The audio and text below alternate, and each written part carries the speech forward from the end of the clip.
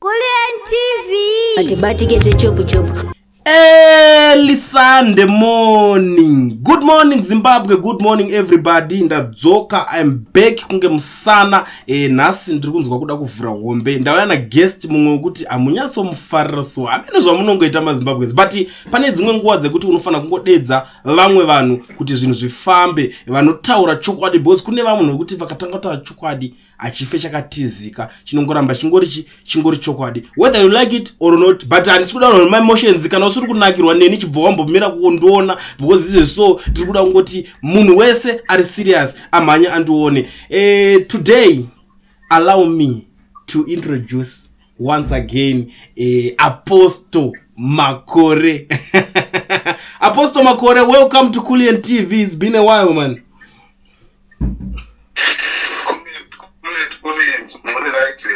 For sure, it's been a while.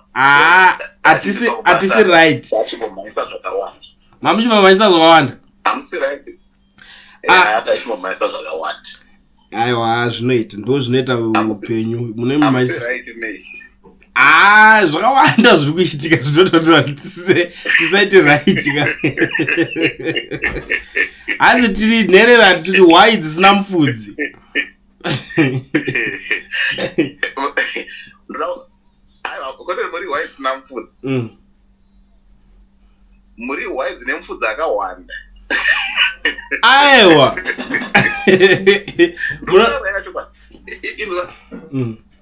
Listen. Vuma kutambira chokwadi. Ezvinezvi, I will tell you one thing. People are going to see us as enemies. Number one. Number two, people will say we don't stand for the people. Because we are not saying things that people want to hear. We are not ear ticklers. Hatifana kuuya kutaura zvinokufadzai munzeve dzenyu. Tinofana kuuya kutaura chokwadi chipanapa ka. Pane statement yonzi pane vanhu vasikadi nemuprofita wavo. Pane munhu asikadi napapa wavo. Pane vanhu asikadi napolitician. Alright. I know Apostle. Iyo yatikuiziya tichazoitaura later on because vanhu vakanyatsonzwisisa because vanenge vaona headline munongoziva kuti kule ndanovhura headline apa. Iwe kunzi Mnangagwa ari kuda kuresigna in 2026 iyo February. Taura tinzwe tipire tinzwe because tozviziva kuti zvipere mushu. Kana ivo aMnangagwa angatoramba kutaura zvakutaura zvekuti ari kuziva chokwadi. These are things that people don't know. Tikazvitaura in advance, vanhu vanobva tikuazviringisa. But is it a prophet? Is it a prophecy or ichi tingati ichi or information story? Oh, no story itika. Tivhure tell us.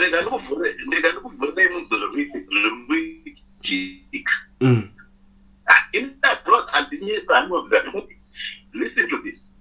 Chances are now 99.9% after the closure of the successful ZANU-PF annual meeting conference. Chances are now 99.9% because the 2030 mantra is going to be approved. And remember, he said, I'm a constitutionalist. Yes. Vakatotaura chokwadi ndizvo chaizvo. So for him to go into 2030 with the current constitution structure, it doesn't allow him to. Because he's got to serve 2 terms. Right now, because he has got to serve 2 terms, this is now what's happening. And I'll tell you who was the architecture of this document and this setup. Did Jonathan Moy. He was the chief consultant to what I'm telling you now. Okay. Because Waka said that 2017 into 2018 it's not counted because he was not voted in. His first term started from 2018 to 2023. So he served 1 term. Yes. Right now he's in the era of his second and final term.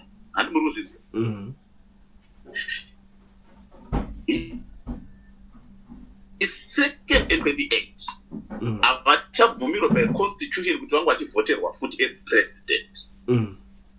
But manje vakapera 2028 ivo varida kupedzisa vision vanoipedzisa sei. This is now what's going to happen. You are only considered to have served a full term. Kana waseva minimum half the term. Meaning to say a 5-year term. Vanofana kuseva a minimum 2 years 6 months. Ndo half a term. Saka vakaseva up to February 2026 is considered to have served a full term. Nyango vakachizoda kupedzisa zvavo kusvika 2028 whatever period yanenge vakuseva yese inenge chiconsiderwa yese as period within his second term. Kureva kuti 2028 vakufana kuchibva. But remember, 2030 they are Emerson. Parakunzi 2030 they are Emerson. Parakunzi 2030 they are Emerson. This is how it's going to get there in the 2030 year Emerson. Now that he has served from 2023, we have come to 2024. That's 1 year. That's 2 years. Kureva kutika my election again na August. Kuti 6 months zikwane after 2 years. Takapana kuti August of 2025 katochi to August so to September. That's 1 month. So tingita ni 2 years 1 month. October 2 years 2 months. November 2 years 3 months. December 2 years 4 months. January 2 years 5 months. February 2 years 6 months. You know the constitution kuti he has served his full 2 terms. So what they are going to do now for constitution amendment, constitution in a section 92, in section 95. Section 92, you know how a president vakuchifanira chete for term extension nema members of parliament, of which you know the parliament yakatogadzirwa kudhara kuti ivotere president. Yeah, that's true. I agree with what yes. What they are going to do, what they are going to do, they are going to Pakana voted what he is going to be dropped out. Meaning to say, period you have said, I say, Aisha count where he ceases being a president, and then he is now voted afresh. Because I don't remember the constitution because I don't pay the 2 terms that because so far 2 years that are safe as the school constitute half the term you don't have to count it's another term yes complete. So because it's still below 2 years 6 months I could drop down then each one vote anew but I could vote on new one after March from 2026 don't you have year 1 2027 year 2, 2028 year 3, 2029 year 4, 2025 2030 year 5. No 5 years down mawaniro avari kudzita. But he now is the hiccup yasara iripo inoda kuclear the final hiccup. Final hiccup ndekuti vakabviswa kunzi right he has been resigned as the president and before 2 years 6 months. My MPs they are also automatically resigned because they are put in the office at the same time with the president. Izvozvo manje kuti zviitike kuri vati panosara pasina vanomuvhotera zvinenge zvaakufosa kuti ma-MP akuda kuvhoterwa futi. But who's going to vote for the MPs? Ndo pari kunetsa, ndo pari kulokwa nesection 95 of the constitution. This is where the final amendment is being worked on. Ikachinyasa kugadzirwa ipapa mukaona kuti section 95 of the constitution yagadzirwa. Chibva yemaziva kuti from 2026 amunanga gwaringo achitanga a fresh term because from 2023 to 2025 it's not going to be counted because havana kuseva 2 years 6 months which automatically allows him now to save 5 more years, a fresh start for a new term, from 2026 to 2030 ndo panonzi 2030 ndeya Emerson. Ipapa vari kupinda zvisina nharo. Number 1, number 2, ivo havana chavaita, but chaitwa zvaitwa members zvakanaka kuti zviitike izvozvo. Ndo pari kunzi 2030 ndeya Emerson. Aya. Changa chichifaitirwa naachiwenga ndechekumisa izvozvo so that vanhu vaende kuma-election. Now here is the problem yanga iripo manje, especially ma-supporters, let me say ma-former supporters of the opposition, but ma-supporters the opposition asina leader wenyu inini manje ndiye akuita let down. I'll tell you why he has let you down. Kune zvamamuchihopa imini. Selfishness is what is driven him to do that. Haana kuda kuchisapota vice president achiwenga kuti vafight kustopa izvi by joining him. But iye Chamisa arikuda kuve iye mukuru, yet he knows personally inside his heart kuti he doesn't have power.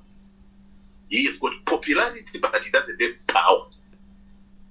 Saka ane power ndiani? Uyu Chiwenga acho power achiri naro here futi kana kuti zvangofanana. Murikuona zvaitwa naGeza zviya. Hazvina kumbobvira zvakaitika kuopposition. Why Geza ari kutaura ari paari achitaura achikudaidza ngatisangane na8:30 is because he is speaking from a position of power, because ari kuzoti ndiri backed na vice president. Kuti uzoti power iripo, vice president vane makomrades akutovasupportawo. Ndosaka murikuona Geza akachengetedzwa zvaakaita izvozvo. They are not a lot, but those few, they will show you that pane challenge. Number 1, you can see the beefing up here motorcade ya president. Kuona kuti he is making sure that he is secure, because ari kuziva kuti munhu ari kunetsana naye uyu ane power. Ande mazvona. President was not beefing up his motorcade nekuti ainetsana naChamisa. No. But this time the motorcade is upgraded, because ari kuziva kuti pane munhu ane power. Power inowanikwa mumabarracks. Then chimwe chakuita because Chamisa haana kumira kusupporta up, ikapasiswa kureva kuti hakusisina ma-election 2028.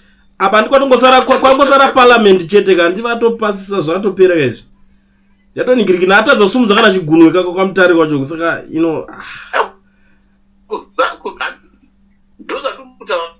zvavharana. KuZANU-PF zvatopera. Zvatovharana.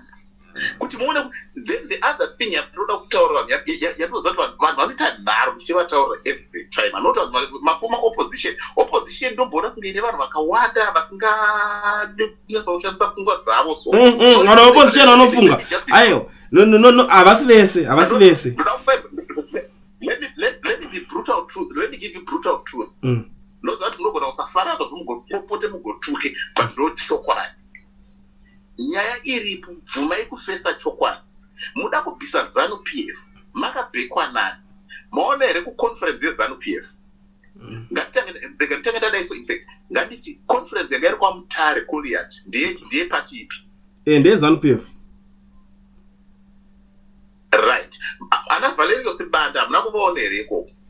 Vanga variko. Nderechi? Ndeve ZANU, it's not a secret. Exactly. Saka imi pamuda kubvisa inini, muda kubvisirwa nani? Joku yese yanga iripo. Vakuru vemapurisa vanga variko, veZANU-PF, vemasoja variko, veAir Force variko. Pamuda kuenda kuroad, muda kundodefendwa nani inini? ZANU ngaibve inobviswa nani? Mataridzwa kumusangano weZANU kuti look at who ZANU is. You are wasting your time. If change is to come, it's got to come from within ZANU-PF. Those ndakatanga ndichitaura kubva kwokutanga vanhu vachipopota toibvisa. Unoibvisa neiko iwewe? Ngotaura so sure media Valerio Sibanda was there. Kana musina mafoto acho ndokupai because that was they were there. Saka pamuda kubvisa ZANU, muda kubvisirwa nani? Munoziva kuti kubva kweZANU kupera kwebasa raValerio Sibanda. Munoziva here?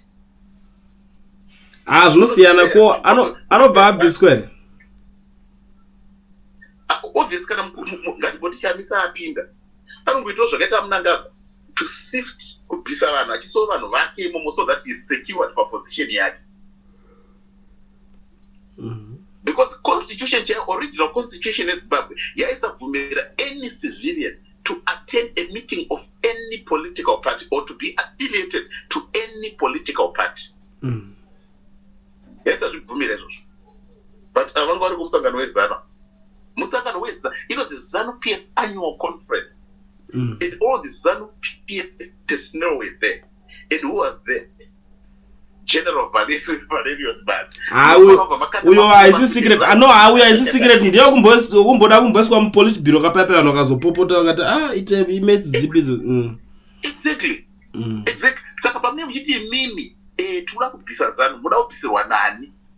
Eno muri kunze ndai kurodi nageza mune protection yepolice. Ana Valerius vanga vasingatombotarisa zvisina basa sezvezvo. Ani maona ngari kumusangana. Otherwise, if it was something very dangerous, as was said, that we never want to those people are not Valerie, my office, very on duty, on call, but she got the proper commands. But when God comes Sangano. But zvemachi adedzerwa kwakusiri kuda kudangoti vapanikere. Was it not a strategy? Because to me, azvinondimekera sense pakuti panodedzerwa kunzvoni chigananda ningi chinogara pamba pakadai so chichi zvese zvezve imwe information nemunhu ari that educated. Inzwa kulenzi. Any person ane quality yageza is worked in intelligence. Yeah. Military intelligence akadoko akasenza. Munhu akasenza military intelligence cannot be as daft as that. Hautaure maadresi evanhu because ukaudza munhu adresi yake autozva pamba pangu pakuzikanwa anotiza. Kana uchiita zvinhu zvakadaro you do it silently.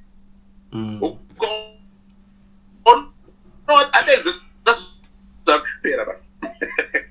Akufadza vanhu pasocial media. To me zveshuwa Geza has now become a socialite. Angofanana nekule TV. Aiwa musadaro makomanda aiwa. Mzadaro macommanders. Aiwa. Commander G. Wakubuda kuti thank you the gathering was a success. Gathering yakaita success ndepiwa. Ndokutadza unoza zvinhu zvacho uchati chiri kuitika but asi ndopedza kuona asi unenge uchapwanya TV. No, inini zvandakaona ndezvekuti maybe anenge pane zvari kungopinza vanhu in panic mode chete ndo zvandakangoongorora ndakaona vanhu. ZANU haichapanike baba. Ndikati kutaura chokwadi na mkulienti. ZANU haichapanike. Because ZANU ine structures. ZANU ine unorwa nemukomana na chairman wekusero ndiye anodhila newewe. Unorwa na chairman wekubranch. Tisatambotaura zvemaprofits zvesezvo. Unodhilwa nevanhu iva because ine structures. Something that I've never seen in opposition. Muchingonzi we structuralist party hakuna zvakadaro. Aiwa kabati mukati kana mukati zvinhu zvamusati makambona inzwa ika apostle mukati zvinhu zvamusati makambona ku opposition manje muri kunyemba because madeza amudhara tsvangira ma structures anga ariwo. Ani madotauraka ndo papa chine opposition after tsvangira yakabhapera opposition hapasina opposition pane human idolization ndoyapo. By then pakune ma structures might as well be we do check and they would all listen to the commands ichiuya from the left market triangle. Kwete iya makazema kuite yamama kuita yese rekati kutaura chokwadi human idolization. Yeah. Ndikupa nzwisisa zvangu. But iyo tichazoramba tifamba nayo. Pane pandoda kudzosera pamashure mbijana. Pamamuchitaura kuti zoni uyo ano resigna pa February obva atangidza kuti afresh. Inini pesa pamachitaura kanyaya. Inini ndikutotarisira kunzwa kuti ari to resign obva atoenda kisedza kunorima fodya nevazukuru wake oro kunochera mbeva kuita se imutori munhu akatotangidza manje atotwa born again. Yes, because vanenge vasina kuseva 2.5 years. Which constitutes qualification of it to be considered a term. It's considered a complete term inotangira pa2.5 years zvichikwira kuenda kumusoro kusvika 5 years. That is kana usina kubviswa. Saka kana vasati vaita 2.5 years, which is 2 years 6 months, kubviswa zviri zvekubviswa achabviswa nani kuve vatomuisa kudaro maprovinces aindosa asi anenge kutotangira futi kupolitburo zvichidzika but politburo vanhu vacho varimo munyatsovaziva. He is now going to be resigned and then be voted back, but this time not by the people but by the parliament. Oh. And once they voted in by the parliament, the advantage is the MPs, their term starts afresh as well. From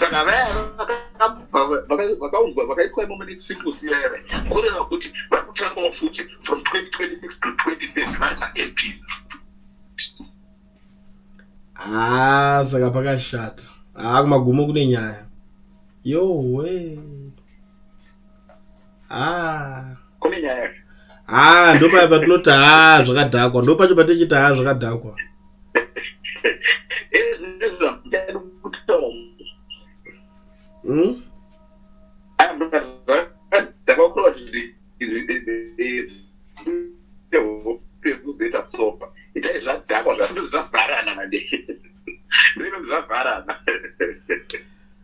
But inini chinhu chimunona ndatozooneswa pane mwe munhu atondionesa achitaura kuti zvoni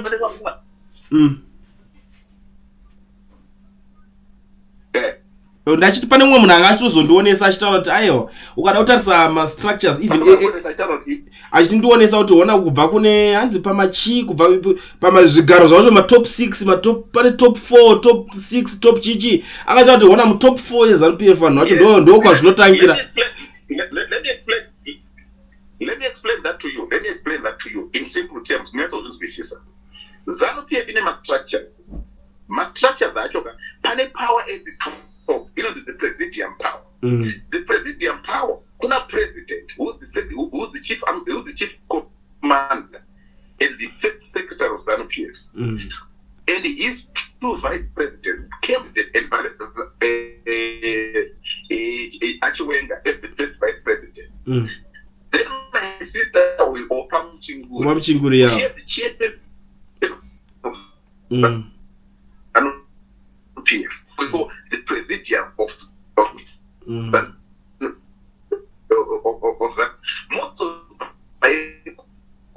almost to certain people that influence you in certain positions. Never name Chituka, but say that very powerful. And actually, a master right. Don't make context. Very power. Then an amabo chimona. Look at gay tribe or a cancellation of him. Abando 2030 vacho. Exactly. Ndo vanhu vari kutokomanda vachiona kuti uyo akurasika uyo arikutaura decision ndo vanenge vachiudzwa makuhwa anenge achiitika ndo vanosvika kuna president. Saka nyaya dzedu dzinofamba nemaprotocol. Kana Jacob Mugenda ndiye speaker of the House of Parliament, makuhwa anobuda muparliament yese ndiye anokasika kuabata ndo anoagadzirisa futi ndiyo bvaitwa kuti secretary general. Andinazvona. Saka hapana panobuda nepakutsaka ini vakamuitwa plant in ukangotaura zvitirizo chete unobudiswa mupati. Ukangotaura zvitirizo chete unodhimotwa mupati. Wofrustratwa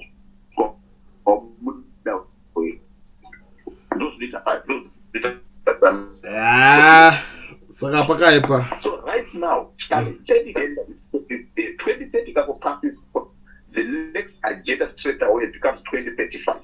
If it comes to 2035, Kureva, which is the sitting president, 83 years as he is, we are now going to see him being a president up to 93 years. And if the health permits on him, he will continue. Because basically what it means is he is now poor. 2030 shit. What about 2035? Vaakutaura life presidents. Unless he has got medical challenges or is failing on one or two things. But basically, right on the life president, they can't tower it up. In that process now to road to 2030, ndopa akushuya nyaya makukangana muchivhara nzeve iya yemunhu Mutapa dynasty. The nation is now going to be run like China. Aichangoramba ichinoita maelection asina basa, but vaakungomhanya vaine yatinoti isusu a clan that commands. Ndinonzi Mafidi clan, the munhu Mutapa empire. Zvajeka. iyo munhu mutapa iyo apostle ya ndione mushe iyo yamunoti munhu mutapa iyo ameno saka inenge chiri munhu mutapa vanenge vabvisa zvokuti ZANU-PF vanenge vakwanisa kuinclude vanhu vese kuti vakungomhanya vari vega imo munhu mutapa yato kingdom haitwe ma-elections foot. And one thing that you need to know yaungaita now, the president wedu watina yezvinezvi his excellent Emerson Dambudzo Mnangagwa ane anonzi ma-executive powers anonetsa kuti mumuchallenge. Why? Because he can decide certain things just at the click of a button by himself without consulting anyone. He can pass a decision because of the executive powers that are vested upon him. That's the structure of politics in Zimbabwe. So the constitution ikanguchinjwa ipapa zvikadai so wobva vamuvha kuenda kukingdom kureva kuti taakunotanga kuti kingdom constitution maakungomhanya neyatinoti clan dominance inonzi mafidi. But one thing that I like panyaya dzese dziri kuitika hanzi nachamisa zvekubvisana kwemaanigrini zvaitwa izvo ndezvekupati kwawo hazvina chekuita nemazimbabweans zvinozoita zveveri maresolution 1 hour kwazviri kutangirawo. Aiwa, metaure handikunyepera. Chamisa ngaachiregere kunyepera vanhu. Zvabharana. Mukadaenda kuti muaprocha kuti wapuwa mari. Ndinoziva zvakadini. Aiwa, anopuwa mari hazvina proof zvekupuwa mari. Yo ungata puwa mari masapota zvake ari paplatform page munoshaurwa mukafa. Aiwa, pafeja mchepa aiwa mari anombopuwa. Let me tell you, for the conference this ZANU-PF to be a success the way it is today, whether ZANU supported ZANU, that conference was a success. I'll tell you why. Yeah. It has been aided by people like Nelson Chamisa keeping quiet. He has contributed 50% to its success. I don't know. How? Take it or leave it. No chocolate. Because the change of a constitution, this was the time to stop it. If he really wanted to make sure that he's protecting the people that follow him and the hope that they are putting in him, he should have gone out without expecting anything in personal gain, but I found out say up. But he supporter yanageza the core yanageza yoyo because ndova to fighters zviri ndo masupporter ako. But masupporter achamisa ese I don't want to lie. Inzwa masupporter achamisa ese vanogona kunge vasikufarira geza but vanga vachifarira the ideology yageza. Let's agree on that. Yeah, ideology ndio inga ichitaka kufarirwa. But at the same time futi tikana utarisa that vanga vachifarira inzwa. So kana vanga vachifarira ideology yageza, their leaders should have come out to support. But iya kuzoti chikaita chakadaro inanzi rachatiri kuwana ipapo. So that's selfishness. At times you've got to be selfless. Aiwa, but wonaika tikada utarisa that ideology yacho yageza ndikuzvinzwa but tinotarisa iyo yacho yageza handitarise zvainozopera yakuita kanzi tozoenda kumba kwanhingi tonodai so tozoenda ndiani anoda kuzova associated nenhingiri iri bita yacho kudaro because zvineka kusungisa kazeze zvingakusungisa but chinomirai masupporters let me say masupporters anero achamisa zvakasvikawa nageza nokuzvonoti pasachidza past 8 ndinova vachimhanya kuenda ipapo because zvakataurwa nageza was resonating navo kuona kuti vari kubvumirana nazvo ndakabvumirana ipapo so vanga vachibvumirana nazvo vakakumisa yamanditimilation of the constitution kana zviri zvo zvaazvidiwa kuti namasupporter achamisa. Why did he not just do it for his people, his supporters? He is not getting anything out of it.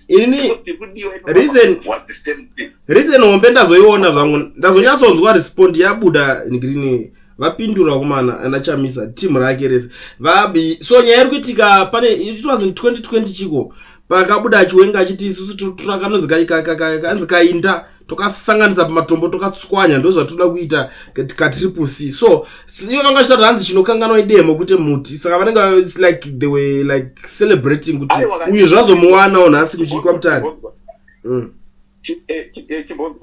Chimbonzwa akadaro akataura because he was still in ZANU, he was still full time ZANU PF and agreeing to their ethos.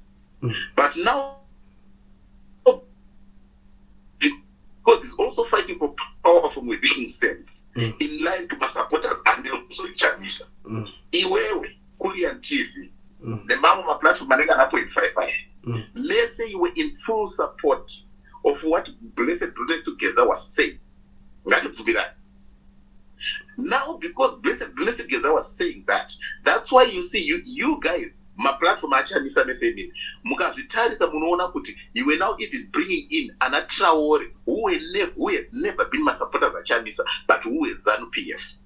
Why were you bringing them on there? Because the neutral. They were saying. I am neutral. I was neutral. I neutral. Tatu munhu wese. Imimi makambosapota Chamisa ere kana one day. Imimi example wewope.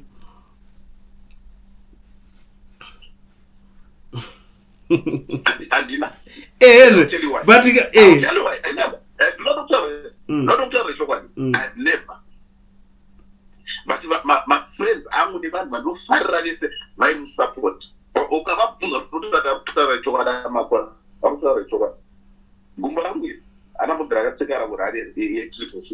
Because in a person who wants to ask questions and be clear before I give it into something. Ayo, but Chamisa jo anoja kuzomunyanyira.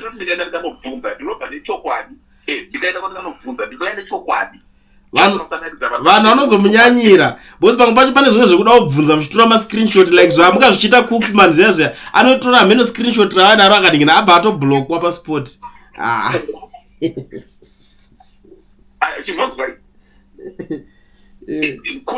Certain things people have to accept. Munhu anenge Cooksman uya, no one can deny kuti akafamba padhuze naChamisa. No one can deny that. Yeah. Nobody could jump say Marad. Ayo, taura izvo mutora. Saka but munhu anenge ari padhuze ane zvimwe zvinhu zvaanoziva kudarika vanhu vari kuteera vari kumashure. Ukaona uchiti ukabata foni wofonera Chamisa odaira kureva kuti uri munhu wako wepadhuze uchitofona kuti kuri yanji uri right here yekuti president muri right here kureva kuti uri munhu wake wepadhuze. Ndo zvakaita ana Cooksman.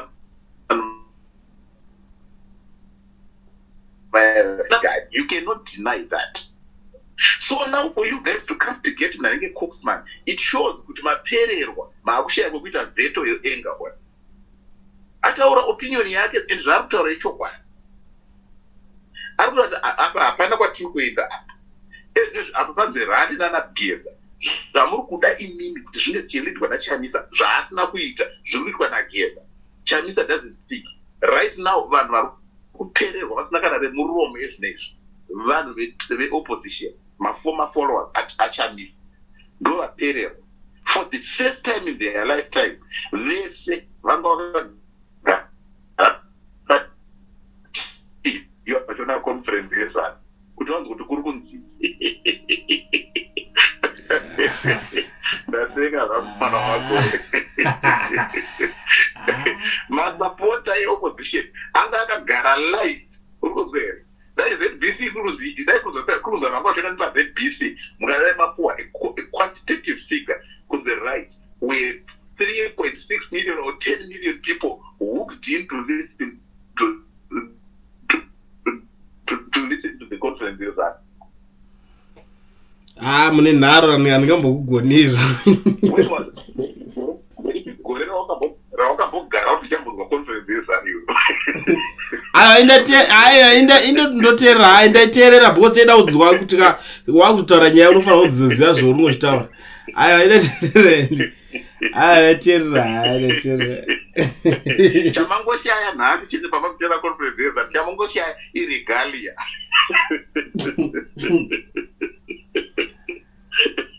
Ai ndapera simba time yacho. Time yacho penda unapezvaitika hangu ana. Mira kutaurira. The reason vanhu vapera simba it's because akaitwa zvakaita zvataurwa naGeza. Chandinoita zvataurwa naGeza because Chamisa is keeping you all in suspense and he's enjoying that. He is enjoying playing with your feelings. Zviri kumunakidza izvozvo. Do you know there was a point Chamisa paakaisa post paTwitter pake achisapota 1 million men march. Unoziva? Apostle. Idzo nyaya idzo kai zvisiso zvatoziva maitikira zvakaita izvozvo. Never.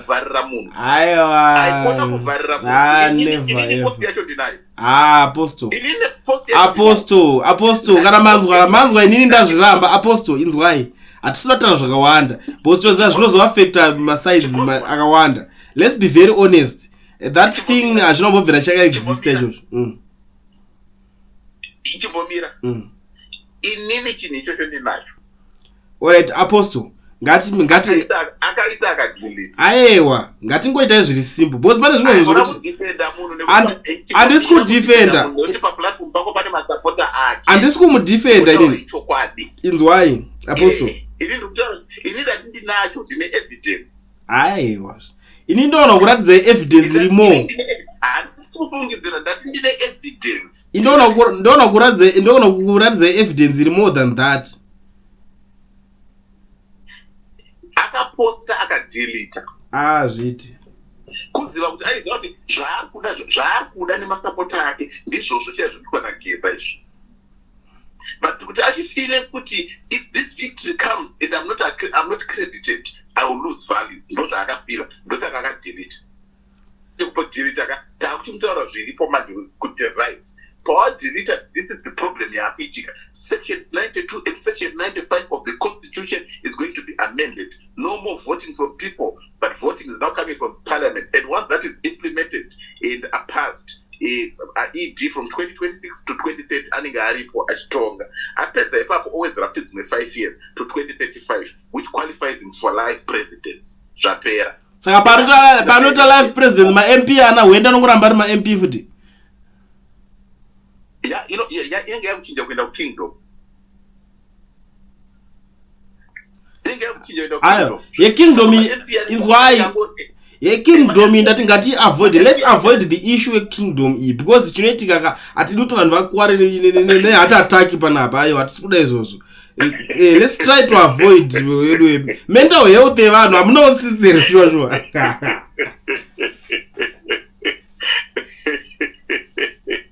Mental health yevanhu inini handisi kutoikwadza manje. Ini ndiri kutohila. Yandikutere izvi zviri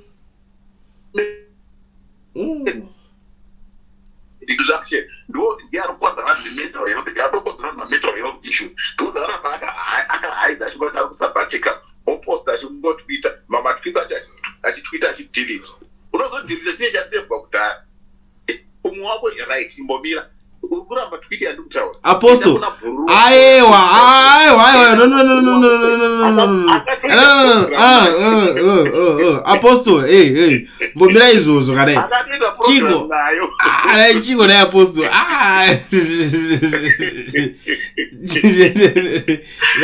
Kutamba nemavhidhi dzevanhu vandechitaura. Aiwa. Kutamba panenge nemavhidhi dzevanhu. Kwandire ndichitaura. Ndiri kuseka zvangu ka. Vanhu vanogona kutondishaudhe vasingati no munhu akangorelaxa but ari kutaura chokwadi because bhururu wako iwewe akatoita program netweet iyo. Aiwa mbumira izvozvo 1 million matches aiwa ando pamunoti zvaendwa no. But alright, let's talk about the let's now talk about the 1 million match. Imimi makazvitarisa, let's be very honest, but hatisida kutaura zvinenge zvekuvenga munhu but tichitaura kuna vamwe vanhu vekuti vanenge vachidzidza because at the end of the day tine vamwe vanhu vari kutodzidza politics, vamwe havaone nyaya idzi kuti vangonzwa zvikuitika but kuti vatodzidzawo kuti saka zvakadai zvino chaita kuti chinhu chiflope chii makazvitarisa imi che1 million match chikaita kuti iflope. Right. Chaita kuti 1 million match iflope number 1 ndiChamisa. Aiwazvo but isati sikutaura nezvaChamisa kapanapa. ndakubvunza ega but Chamisa ari kupinda papi? Chimbomire sindichiti mukataura sera Chamisa munita hasha munotaka kuhukura asi hasha but tikuti atikubvunza zve 1 million match yageza zve ndikakutaurira 1 million match yageza ati wakunza tichaita kuti fail. Let me explain to you and give you the technicality. Number 1 chaita kuti 1 million match yageza ifail. Number 1 ndiChamisa, number 2 ndigeza, number 3 Vanhu, number 4 is Zanu. And I will now explain to you how each of those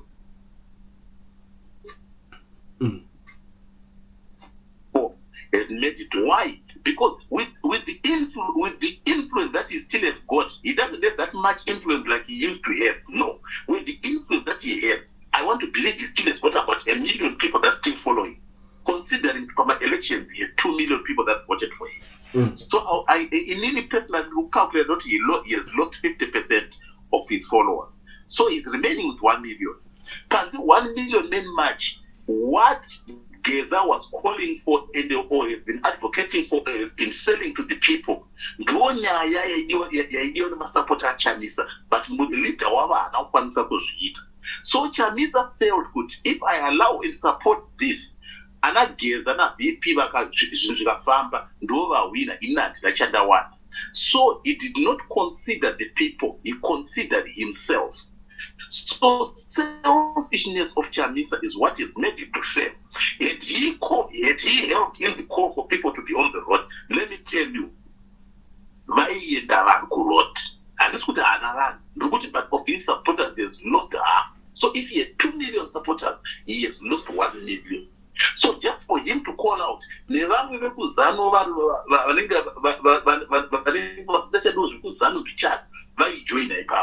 number would have come.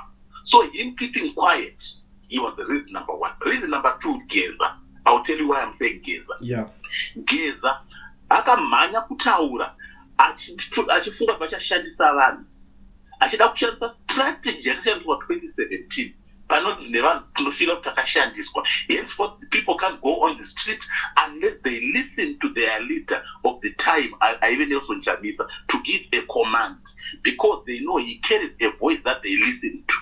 So Geza was selfish because initially before this started, when they really started this, ane atoti ma wrong statement akataura kuti aiwa inini ndotodawo. So basically amuna akatanga apuwa impression yekuti ndikaita spokesperson kana ndika encourage vamwe ma office tikasita takadaisa tikawina tinoonawo zvinzvimbo. Saka muna ikufightra opposition yakufika ona chichakuoma. So pavakaona kuti chaoma, they could not engage Chamisa. Henceforth chafaira. Geza is not a popular person, but he was just saying things that people were liking. Why? Because they like Geza to think he was popular. Right now, Geza is ari mumba. Because he cannot come out of the place because Arobatwa. So he was reason number 2 why it failed. He undermined number 1 the people. He think people are still fools, and people have proved to him that we are not fools, but we are now seeing you as a block. Then number 3, check out in Ife faith na Geza kusvika kupedzisira, but they were just waiting to see kuona kuti chichikuitika. Henceforth paakati garai kumba, vanhu vakagara, but kuti ane to participate kuroad, vanhu vakati hatidi kushandiswa. Why? Because people just looked at themselves and felt like tunorerwa mahara, iye munhu akawanda achingokomanda ari kusaiti. So people have also made it to be a failure in on the basis that vatya kunorohwa, vatya kunosvira chibereka, anomaiti chibereka hachina prize, hachina pay. Vatya kunorohwa. So people have made it to be a failure because they did not want the commander of the corps. Kuti hatingaenzi kurota Geza. Izvozvo zvadzidzisa vanhu chidzidzo zvikadzidzisa Geza chidzidzo. Number 4, vaita kuti ifaile iZANU-PF. They managed to put their strategy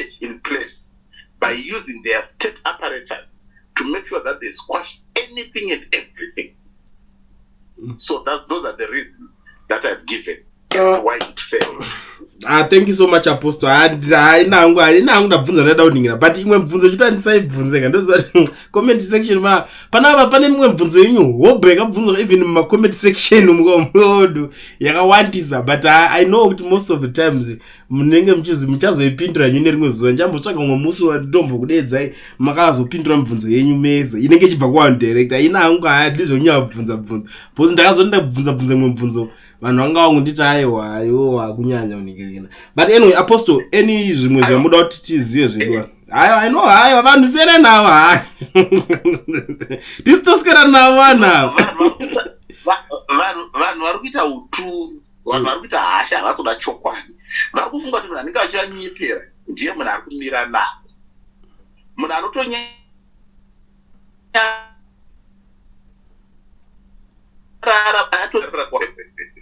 kuti amaragaingonyarare because tapererwa tisazotoita sei tiperewo zatu ndimwe munhu anotaura chokwadi pane ndichiita izvi anenge akatomira navo because ndiri kuedza kutonhodza marwadzo. But iwo karamba kutonhodzwa marwadzo manje woda kuenda kumberi unongonorovera uyo geza akutora akushandisa atadza kana kushandiswa waramba kushandiswa chinobva chafeila wakutsamwa ukutsamwirani wanzina geza enda kurodi wacha. Saka kunopedzera hasha pandiri kana vine hasha vane hasha panenge vanhu vanotuka mucomment section ndo vakaitotsvagwa nageza kunzi uyai kurodi. Hasha dzenyu ndo dzatiri kuda idzo zokumiliyoni machi but havana kuenda.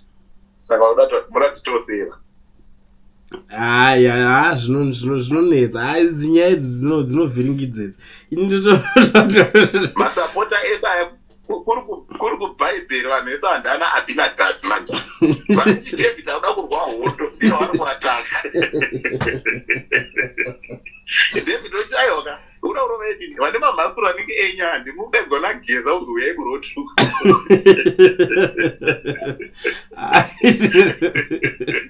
hasha dzenyu dzamuri kuenda mucomment section ndo dzaitodiwa nageza idzodzi pamiliyoni manje mukadzitora mukadzitisa pasocial media moienda paground ndo zvachidiwa nageza izvozvo. Anyway, geza ari kuti hasati zvapera saka musatuke pamacomment section endai kuna geza kuti aiwa ichauya taane uturu majandi ndo zvikudiwa nageza kwete kutuka isusu. Endai kuna geza hasha dzenyu dzanadinata ndo dzikudiwa kuhondo kwagorayatho no, but inini hangu ndine chinhu chandisina kunyanyonzwisisa hangu pane zvaitaura nageza because pane imwe speech akati hanzi musi wechingani Saturday tochimacha tichienda unobvisa munhu kuState House but angari kwaMutare ina yenyu ndatoziva kuti is going to be in Mutare ndese mnangagwe is going to be in Mutare vese na VP Chwenga saka panongondinetsa hangu ndatazonzwisisa hangu ini ndikatoita tomacha ka because aiziva kuti musi weSaturday ka vachasumuka kuenda kwaMutare because aiziva timetable yavo tochazosumuka kubva kuState House vakananga kwaMutare and it will take him.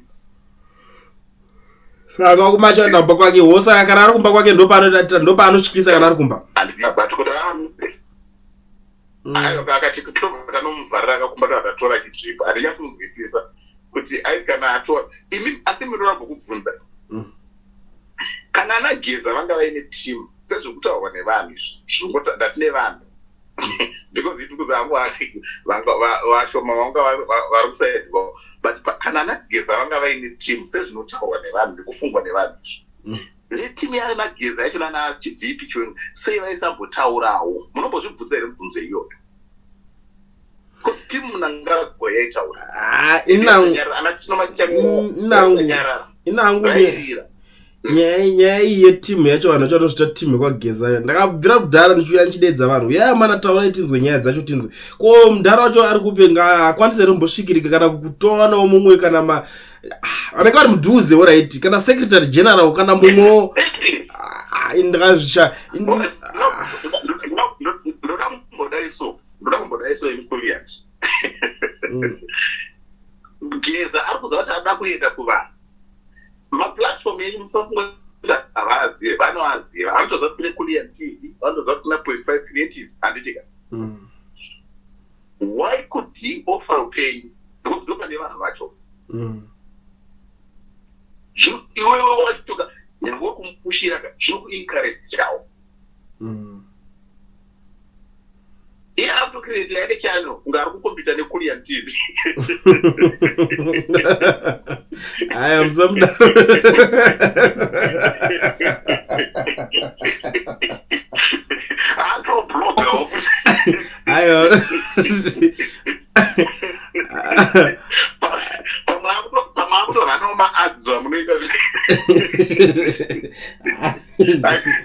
I don't know on YouTube. I just see it.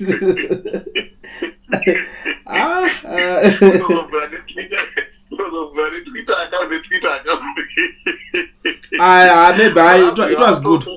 It was good for communication. But there is a question about them. And problem vanhu vanenge kuti uchigananda watumwa aina ndisha zvinzukise bozi zvigananda zvacho chezvo zvinotouya kuvanhu zvichibhadhara zvichiofa mari. Pane imwe nguva yekuti paiofwa mari nanatungwarara vaiofa munhu wese mari wese akatobudisa manigiri zvezve nemafone numbers ake akati kana une following yakadai especially kumachannel maplatforms akadai so uyai kuno kuti kupei mari kana une mafollowings akadai so imari yakati chinchi zvese zvachitoofa zvigananda kaizvi zvakatobuda pachena ka1.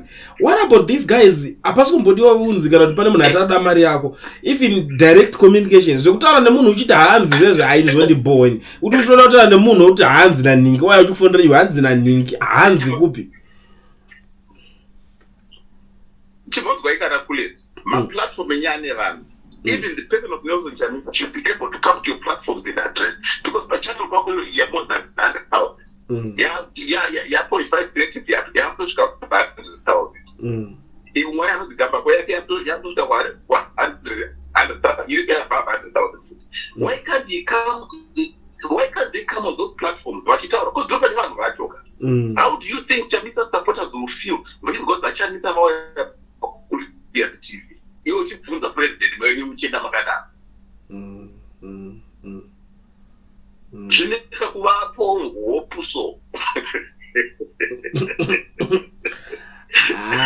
Manje mwana no imile kadikiti yangu chanyo. Ni Twitter account. Ani ku Facebook ari kwese. Facebook account, TikTok account. TikTok ako ayo.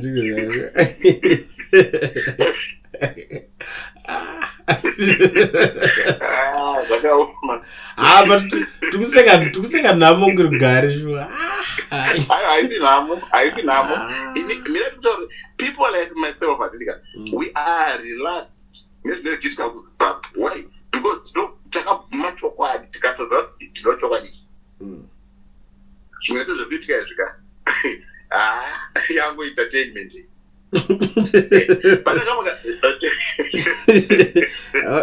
Mungati entertainment mundu zvacho pachifioredzana nayo pisadaro nayo. I have entertainment. But ndakaona rekambo kupe good example. Ndakaona kama video kungoto wafana wanje zitara adresi. Pakanzi. Makomrades makadi Sarah Moon was a blessedness.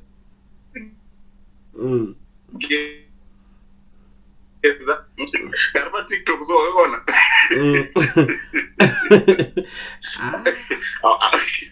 Aurusvika pakuti macomedians nemachichi vatambe newo chidaro kana uri kuita zvenyika izvi zvoda kusunga muromo wepasi. Aiwa vanenge vabhadharwa havafani vadiki pamwe vanenge vabhadharwa kuti vatombomushanda macomedian vatorowo content creation yavo.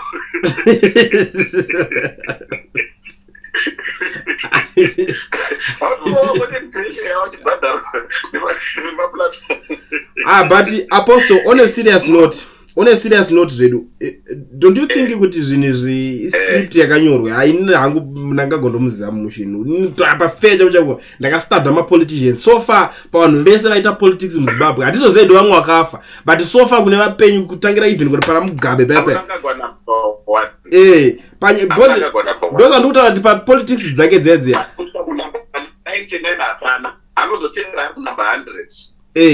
ndo politics dzese dziri kuitika idzi asi vanhu vake ifine kana nageza havasi vake ravo wekuti anongoaudza kuti agadzire zvinhu zvake kuti atowedzera kupinza fiye kuma citizens zvotonzi chero makadedzera demo aibudirire. Let me put it this way, so that I know we've been joking, but on a serious note, that man is a master in the politics. His life is all about politics, and he has lived 10 years ahead of people that want to compete with him. Ndochokwadi chekaicho chaicho. Ukaona munhu wese anopinda trouble in politics anenge associated naKasukuwere, depends. Oh, right. But they were friends. Iye Kasukuwere wacho haasi wake. Aiwa, chero mukasana kutaura zvakawanda isiyenda kuzvitaura because inini ndakatarisa vanhu vaya handiti. Toti munhu apinda mutrabhu osangana izvo so vatora Jonathan Moyo vanga achinzi vari kubatsirana kudrafta zvinhu zvavo. Ndo vapfana vake kavavesana Kasukuwere vainingina navo vesa. Munhu wese aita politics. Kasukuwere anopinda. But achinobenefita chii? Kwamuri mimi ndozatoti vanhu vari kure nepolitics. Chimboenda kumasowe vanoenda kumasowe kunanga namakore inorevei pamuche kuwa interpretation yestatement iyoyo ndomusowa muchasununguka vati haanotasununguka manje. Inini paanalysis dzangu inini ndinoti Kasukuwere haasi muexile nenyaya yekuti ari kutiza kuZimbabwe because akambodzoka zvezvo idrama vakatodzoka vakatosaindirana madhiri vanhu vaya vanotoshanda vese manje. Ini kutaura kuti tikutaura nezvemunhu master wepolitics panapa isusu hatisi kutaura zvemajokes anotaura mamwe ese aya. Inini I know him very well. Ndikaudza vanhu inini hamusi mimi mukudza vanhu ini ndiri kudaro inini inini ndakazvianalyza ianalysis idati inini ndikaudza vanhu along those indozana vanhu vakawanda ndozana navavesa certain things ndinokutaura zvisingafanira kunge ndichitaura but very too sensitive because ndoda kuedza kubatsira vanhu vasingazivi politics. Kana zvaya ngatitaurei about the issue yekunzanzi uyu VP angari kupopotera nyaya dzecorruption achita sei apostle ngataura nechokwadi apostle achisati mabalance zvima speech zvezvo zvotonyorwa nevanhu vanongonyora even ED mamwe maspeech antonyorwa kwekwe maspeech aya vanhu toswera vachijamba vachiti ataura kuti zvakati speech dzinonyorwa nevanhu same ivavo come on now right. Zvinoitika ndezvekudai so hapana most of these presidents they don't write their speeches, but they've got people that write speeches for them. Yeah. That's why you have your team around you. Yes. Achiwenga vanangoya kugara pasi vachinyora zvakati. Vanongotaura 1 2 3 then the rest is written for them. Zvavangoitwa neAI zviyazvi. Ndozvavanongoitwa maspeech aya. Kana vari vamwe vasiri fluent straight woriyesa so that you catch up with terminology here and there. Experience. Two people that used to speak without scripts. I'm Gabi and Tony Blair. Those two people, they never used to use scripts most of the time. But they would speak off their head. It was naturally they were intelligent. Because inini ndakanotisa chinhu ichi. Chwenga anambobvera akaita against Mnangagwa. Inini hangu chero vanhu vakandivenga ngavandivenge. That man is loyal. Let's be very honest. Zvezvo atadzane kana kusumudza chigunu kana even pane anything chaida kuitika. Tuma factional fights tukwe nhema tokagadzirwa neintelligence dzavo. Ini ndizvo zvandiri kutoona. Intelligence dzia. Atusi mafactional fight nema. The factional fight is there or real. For real. It's there. Ndiyavo ndeye argument. Vaneka kurespectana kavanoita because ukadhokonya umwe ukatadza chinogona kupandukira. So the greater is the lesser has got to respect the greater. VP as the lesser has got to respect the greater. Was Mnangagwa was the president. That's the structure of ZANU-PF and that's the structure of politics. Ndosaka muchona hapana pamakambowa VP vachiuya kuzotaura kuti akageza siyena nawo kana kuti ndinandika vandoda kunyanya yacho kuti anageza vasotokuiziya. But anoiziya the only chance the only chance people can verify whether they knew about it or that was his intention or that resigns from ZANU-PF and starts his own party to rival the sitting president. Malawi, then you know he was genuine. If he does not do that, then you definitely know that he was not genuine. Because make no mistake about it. With the support that the general populace was giving to the VP, to the vice president, he should feel that he cannot get a ballot and get a better chance of winning. So if he's genuine, he is going to step out of ZANU-PF and start his own political party. But now, pane munhu anozichamisa ndiye ari kukanganisa zvinhu zvakadaro izvozvo. Why? It was that VP wakabuda vakatanga kudhibhedhera nezanu, iye you retain his votes opinda muma-election and you out the two of them. Vakaseparatana, tingo riko hadzikwanise kutambika because vaimbotamba vese. Saka Chamisa wants to take advantage of that. Ndosaka akanyarara ari kwaaroko. Rekatomumitsvaka mukavhidhiyo ndotsakangurira nyaya iyo.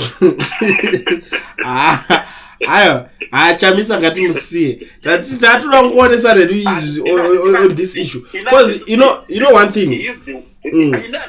I know.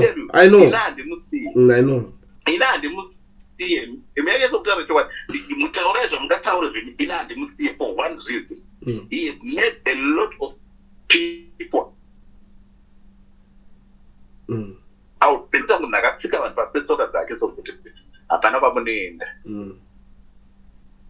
You move when I move.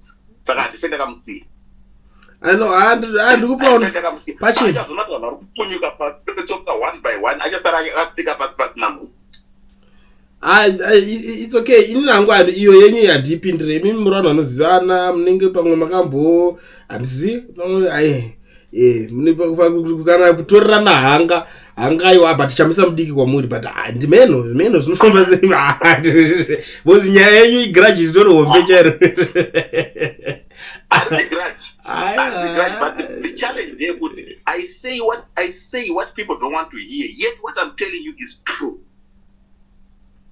Because Chamisa vachine faith naye hapana kwavari kuenda because unongoti arikuziva zvaarikuita wanyata dofu rakaita siko unongoti munhu taura pfungwa dzako achiwenga vakataura pfungwa dzavo amunangagwa vataura pfungwa dzavo. What kind of a person is he wekuti anonzi pfungwa dzake? Right now kutsvagira paFacebook 2023 ndakambonyorwa structure yeCCC ndichikutaura intelligence level yevanhu kuCCC ndikati uyu ndio chiri pamusoro achiterwa nauyu ndakavarenga. Chamisa was on number 4 ndichiri kuisa post iyo ndoda kuinyora ndoda kuitsvaga ndakumbaitika ndikambokutarisei kuti ndakabhirira kutaura nezvemunhu dai makandicherera pandai kutaura nezvemunhu kuti musanyepe.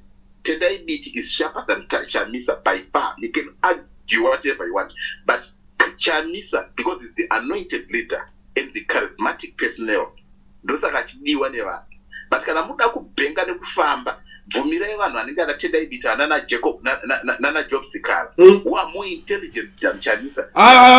Ndichatoteerera aiwa zvatoita Job Sikala kuti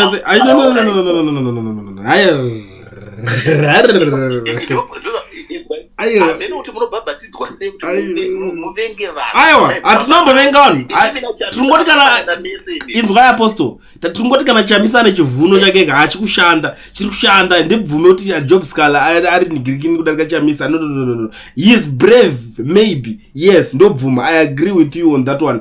Kwete zvekuzonzi apa kuti vakazovhurika kudarika nigirikino. Job Sikala ane chicomrade, ane comradeship. Yeah. Yes, I know that one. I respect it. I respect him for that. He will move everyone. I agree. Yes. So if such people are close to Chamisa, they will continue to challenge him to think and to act. But iye majari encourage masupporter manjeka kuti vavenge vanhu vakaita seiva asari ari one. Ndosaita kuti hasa akatonga zviite terere. But akamboencourage masupporters. Until he changes his mentality and know that right around me, I need these intelligent people as much as they're intelligent about me. In a leader, but let me accommodate them because they are the ones who can fight to match these people. That's what I'm garbage reaction. And it's because very brain so they will be selling their ideas to their leader. And they will be challenging Chinese rector. But that's what that's good. Chinese are doing much. I don't want to someone per side. You must support you buy into that and you hate a person. How can you lose the comradeship your job we were? And you make fun of him. Yet that guy fought very hard. Could opposition give a threat? Today he fought very hard with his intelligence. Could opposition give a threat? Chamisa Sarega, that's why he can't come back. That's why he can't come back. Nana Osalos. And now Osalos are my orator. They are not very intelligent. My orator. So opposition won't come back. Trust me. One day it will happen, I know. But in the point, the national go to Ingo Buddha. One day, my followers because they went to kingdom. Kingdom, I will vote with. Watching all what is well for well.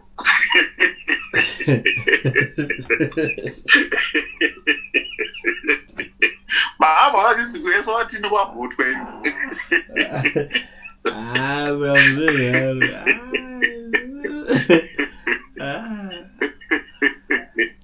Kingdom ati vote taurira zvekuchaina ndototaurirai zvokozvati achibva uyu kunopinda uyu iping kuno akapinda iping 2 achibva yakopinda iping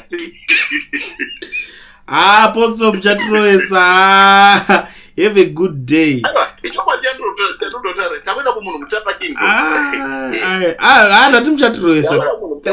Thank you so much, Apostle, for having time. And Buma, Askramba. Isn't this just going to have no?